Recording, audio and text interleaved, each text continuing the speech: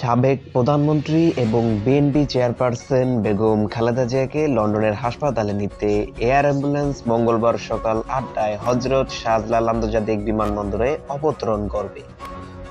বাংলাদেশ বেসামরিক বিমান চলাচল কর্তৃপক্ষের দায়িত্বশীল সূত্র এই বিষয়টি নিশ্চিত করেছেন। বেবিচকের একজন ঊর্ধ্বতন কর্মকর্তা জানান, ফ্লাইটটি সকাল ৮টায় অবতরণের অনুমতি দেওয়া হয়েছে এবং পরিকল্পনা অনুযায়ী একই দিন রাত ৯টার দিকে ঢাকা ত্যাগ করার কথা রয়েছে। তবে খালেদা জিয়ার মেডিকেল টিমের মূল্যায়ন এবং প্রস্তুতির উপর ভিত্তি করে সময়সূচি পরিবর্তিত হতে পারে। কাতার সরকারের পৃষ্ঠপোষকতায় জার্মান ভিত্তিক এফআই এভিয়েশন গ্রুপ থেকে ভাড়া নেওয়া হয়েছে এয়ার অ্যাম্বুলেন্সটি। বোমবার্ডিয়ার চ্যালেঞ্জার ৬০৪ মডেলের একটি বিজনেস জেট, যা দীর্ঘ দূরত্বের মেডিকেল ইভাকুয়েশনের জন্য ব্যাপকভাবে ব্যবহৃত হয়।